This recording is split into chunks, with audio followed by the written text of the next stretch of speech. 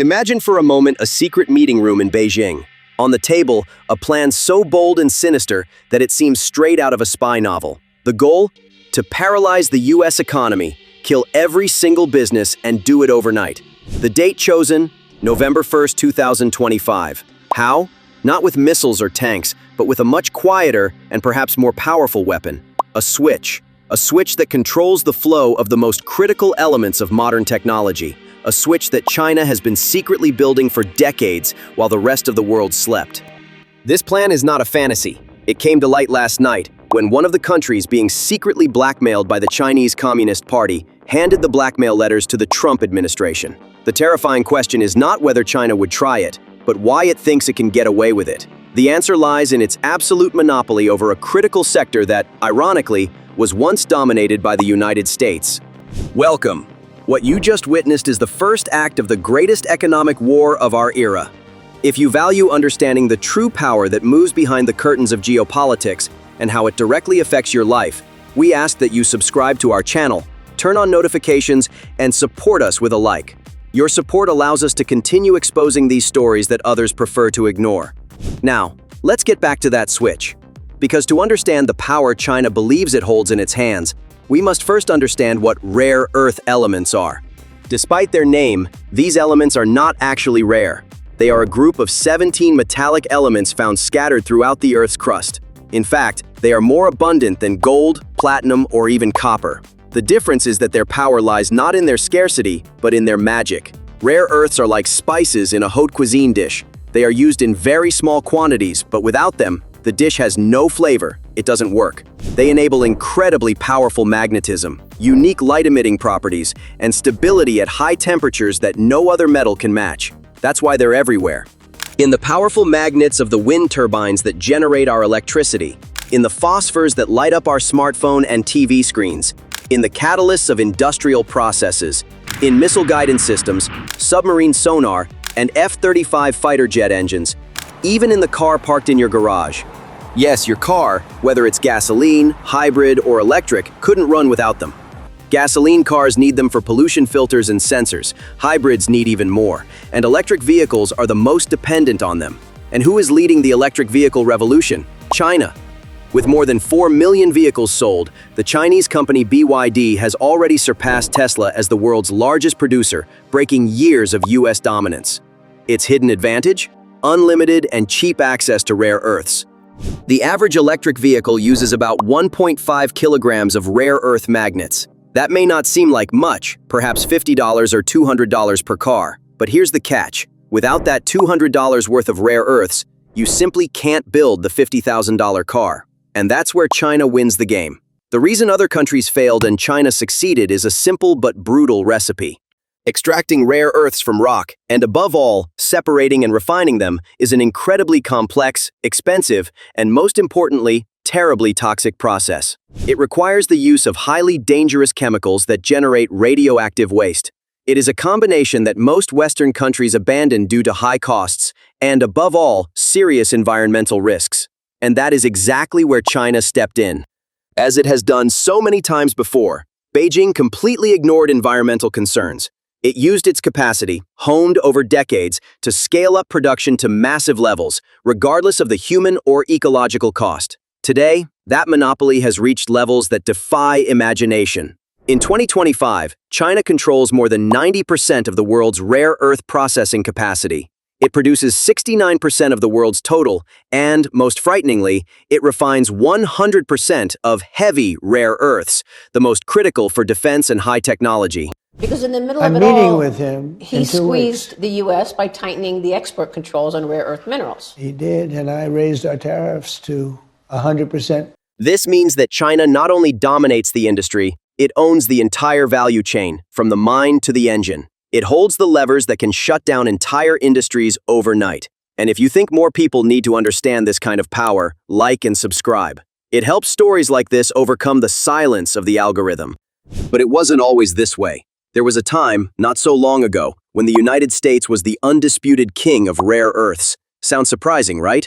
It all started in 1949 with the discovery of rich deposits in Mountain Pass, California.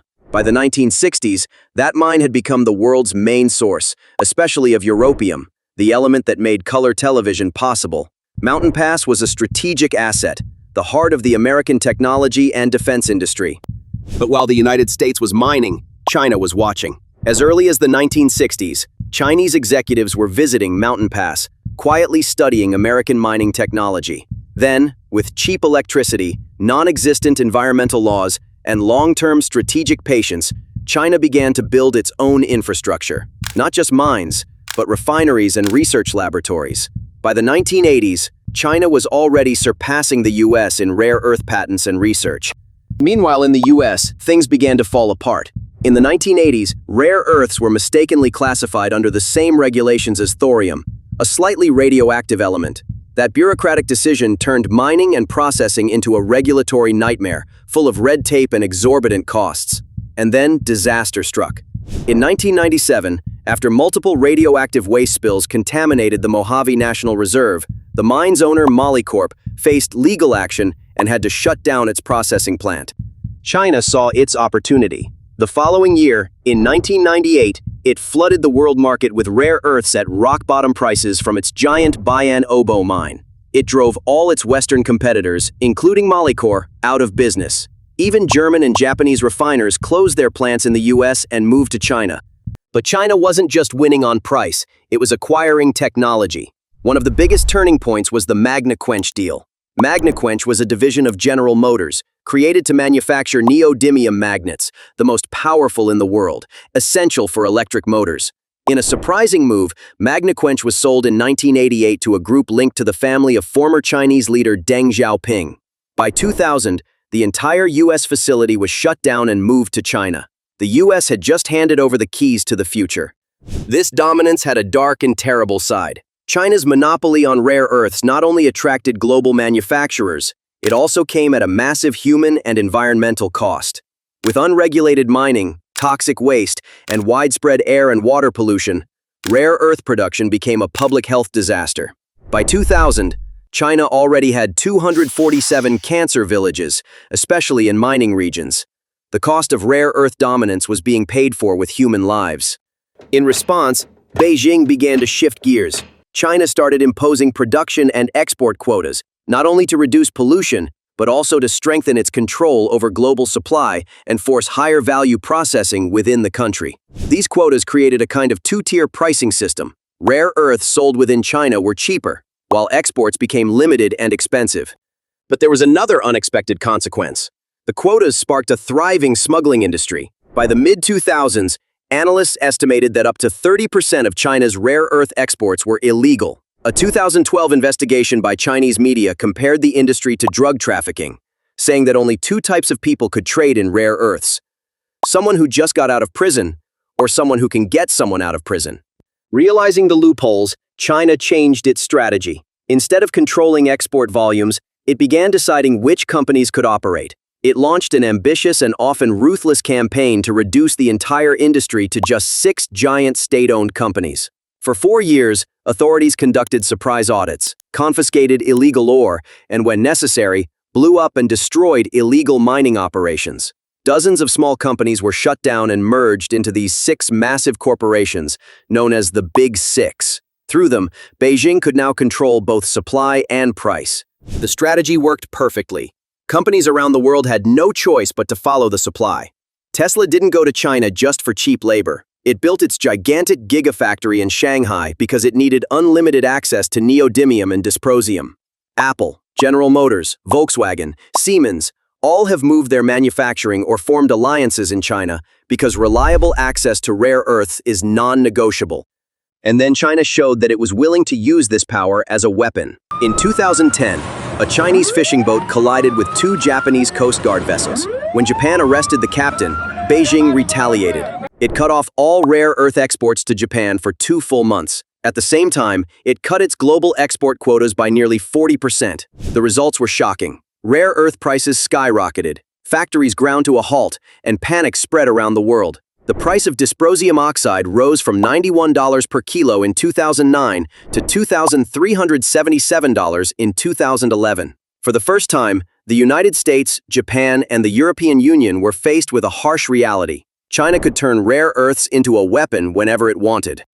That crisis prompted the West to take action. They filed a case against China at the World Trade Organization and eventually forced Beijing to eliminate its export quotas. But that was more than a decade ago. And since then, China is no longer interested in listening to international organizations. Current trade tensions have only exacerbated the problem. Since 2023, Beijing has tightened restrictions on exports of critical minerals and even banned the export of refining technology.